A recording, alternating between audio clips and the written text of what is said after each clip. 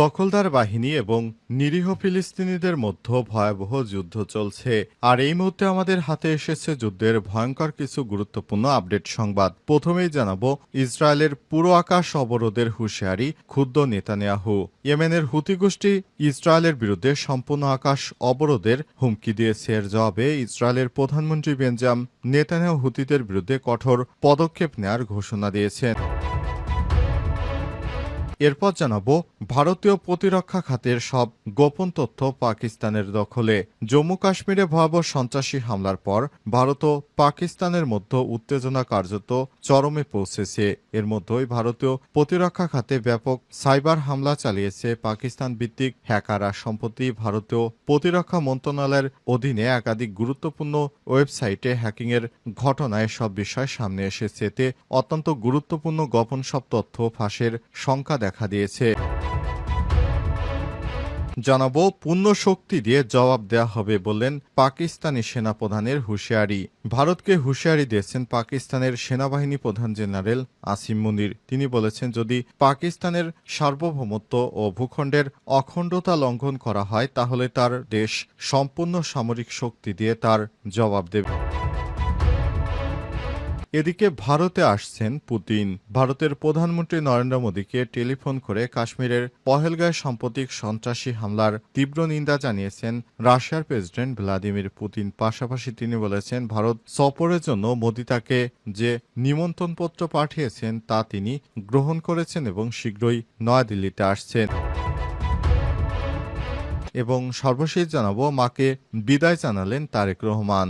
লন্ডনের বাসা থেকে হিথ্রো বিমানবন্দরে পৌঁছেছেন খালেদা জিয়া। সোমবার 5ই মে বাংলাদেশ সময় 7টা 40 খালেদা জিয়া লন্ডনের হিথ্রো বিমানবন্দরে প্রবেশ করেছেন। পরে তারেক রহমান মাকে বিদায় জানিয়েছেন। প্রিয় দর্শক, এতক্ষণ শুনছিলেন সংবাদ শিরোনাম, এবারে বিস্তারিত। তবে তার আগে বন্ধুরা, অনুরোধ থাকবে এই সংবাদটিতে একটি লাইক দিন। এই চ্যানেলে আপনি নতুন হয়ে থাকলে আমাদের সংবাদটি দেখতে দেখতে চ্যানেলটি সাবস্ক্রাইব করে রাখুন। কমেন্ট করে বন্ধুরা আপনার মূল্যবান মতামত জানিয়ে দিন আপনি বিশ্বের কোন দেশ থেকে বা বাংলাদেশের কোন স্থান থেকে আমাদের সংবাদটি দেখছেন এবং শুনছেন। আর বন্ধুরা, গাজা যুদ্ধে আপনি যদি নিরীহ ফিলিস্তিনিদের ভালোবেসে থাকেন, কমেন্টে ইয়েস লিখে বিশ্ববাসীকে জানিয়ে দিন। এবারে বিস্তারিত। ভারতের প্রতিরক্ষা খাতের গোপন সব তথ্য পাকিস্তানের হাতে। জম্মু কাশ্মীরে ভয়াবহ সন্ত্রাসী হামলার পর ভারত ও পাকিস্তানের মধ্যে উত্তেজনা কার্যত চরমে পৌঁছেছে। এর মধ্যেই ভারতীয় প্রতিরক্ষা খাতে ব্যাপক সাইবার হামলা চালিয়েছে পাকিস্তান ভিত্তিক হ্যাকাররা। সম্প্রতি ভারতীয় প্রতিরক্ষা মন্ত্রণালয়ের অধীনে একাধিক গুরুত্বপূর্ণ ওয়েবসাইটে হ্যাকিংয়ের ঘটনা সামনে এসেছে। এতে অত্যন্ত গুরুত্বপূর্ণ ও গোপন সব তথ্য ফাঁসের সংখ্যা দেখা দিয়েছে।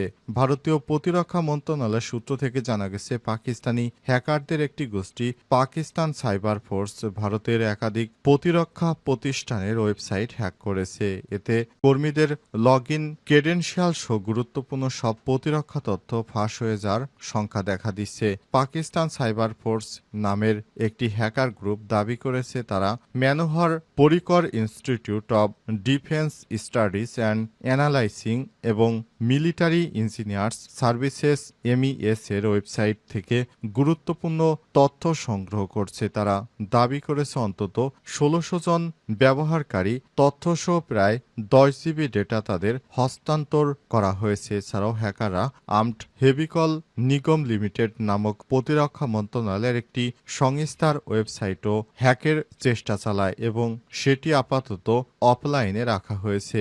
সাইটের একটি স্ক্রিনশট দেখা গেছে একটি ভারতীয় ট্যাঙ্কের ছবি সরিয়ে সেখানে একটি পাকিস্তানি ট্যাঙ্ক বসানো হয়েছে। আরেকটি ছবিতে ভারতীয় প্রতিরক্ষা কর্মীদের নামের তালিকা প্রকাশ করা হয়েছে।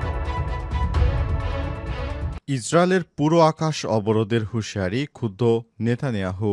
ইয়েমেনের হুতি গোষ্ঠী ইসরায়েলের বিরুদ্ধে সম্পূর্ণ আকাশ অবরোধ আরোপের হুমকি দিয়েছে। এর জবাবে ইসরায়েলের প্রধানমন্ত্রী বেঞ্জামিন নেতানিয়াহু হুতিদের বিরুদ্ধে কঠোর পদক্ষেপ নেওয়ার ঘোষণা দিয়েছেন। আজ এক বিবৃতিতে হুতির সামরিক মুখপাত্র ইয়াহিয়া সারি বলেছেন, ইসরায়েল গাজার বিরুদ্ধে আগ্রাসন বাড়ানোর সিদ্ধান্ত নেয়। আমরা ইসরায়েলের বিমানবন্দর, বিশেষ করে বেন গুরিয়ন বিমানবন্দরকে লক্ষ্যবস্তু করব। তিনি আন্তর্জাতিক বিমান সংস্থাগুলোকে ইসরায়েলগামী সব ফ্লাইট বাতিলের আহ্বান জানিয়েছেন যাতে যাত্রী ও কর্মীরা নিরাপত্তা নিশ্চিত হয়। এই হুঁশিয়ারির কয়েক ঘণ্টা আগেই হুতিদের সোরা একটি ক্ষেপণাস্ত্র বেন গুরিয়ান বিমানবন্দরের কাছে আঘাত হানে, যার ফলে কিছু সময় জন্য বিমান চলাচল ব্যাহত হয়। আশ্চর্যভাবে ইসরায়েলের হেজ্জ ও যুক্তরাষ্ট্রের থার্ড প্রতিরক্ষা ব্যবস্থা এটি প্রতিহত করতে ব্যর্থ হয়েছে। এদিকে নেতানিয়াহু এক ভিডিও বার্তায় বলেছেন, আমরা আগেও হুতিদের বিরুদ্ধে অভিযান চালিয়েছি, ভবিষ্যতেও চালাবো। এটা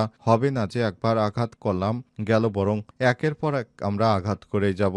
তিনি ইরানকে এই হামলার জন্য দায়ী করে বলেছেন, তাদের মদতদাতা ইরানকেও সময় ও প্রয়োজনে উপযুক্ত জবাব দেওয়া হবে। এই উত্তেজনার মধ্যে রবিবার সন্ধ্যায় যুক্তরাষ্ট্র ইয়েমেনের রাজধানী সানার দক্ষিণ আল সাওয়াদ এলাকা, রাস ইসা বন্দর ও হুদাইদা প্রবেশে কামারান দ্বীপে একাধিক বিমান হামলা চালিয়েছে হুতি ঘনিষ্ঠ আল মাসিরা টিভির তথ্য মতে এই হামলাগুলোর ফলে এখন পর্যন্ত কোনো প্রাণহানির খবর পাওয়া যায়নি। ভারতের প্রতিরক্ষা খাতের গোপন সব তথ্য পাকিস্তানের হাতে। জম্মু কাশ্মীরে ভয়াবহ সন্ত্রাসী হামলার পূর্ণ শক্তি দিয়ে জবাব দেওয়া হবে, পাকিস্তানি সেনাপ্রধানের হুঁশিয়ারি।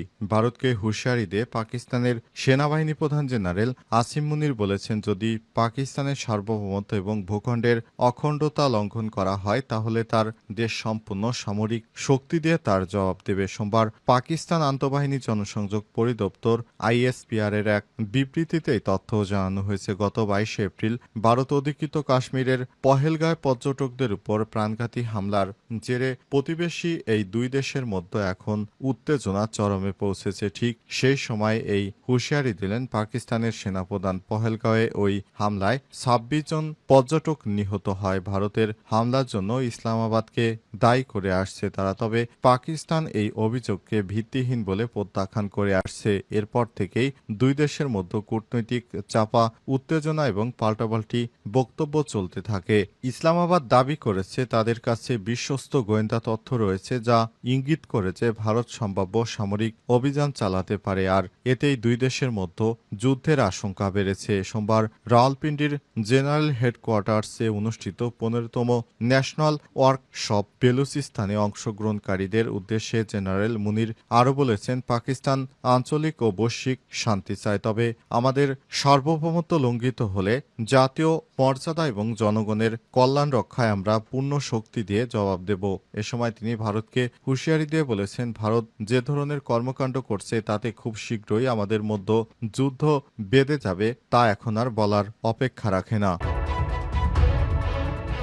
মাকে বিদায় জানালেন তারেক রহমান।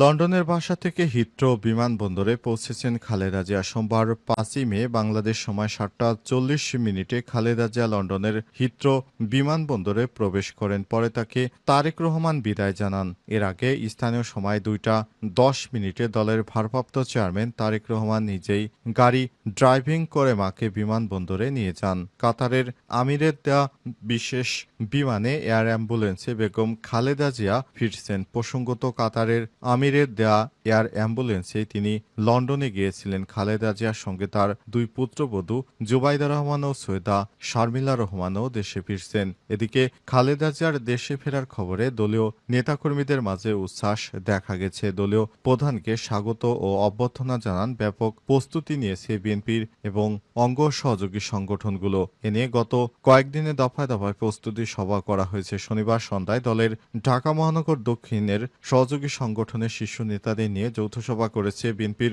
মহাসচিব মির্জা ফখরুল ইসলাম আলমগীর। তিনি বলেছেন, ম্যাডাম দেশে আসার পর আমরা কিভাবে তাকে সাদর সম্ভাষণ জানাবো এবং নেতাকর্মীদের দায়িত্ব কি হবে, বিষয়টি নিয়ে তারা নেতাকর্মীদের সঙ্গে দফায় দফায় বৈঠক করেছেন এবং নিরাপত্তা ইস্যু নিয়েও তারা একে অপরের সঙ্গে বিভিন্ন বৈঠক করেছেন। এছাড়াও বিএনপির মহাসচিব মির্জা ফখরুল ইসলাম আলমগীর যেদিন খালেদা জিয়া দেশে আসবেন ওই দিন সাধারণ জনগণকে ওই রাস্তা পরিহার করতে আহ্বান জানিয়েছেন।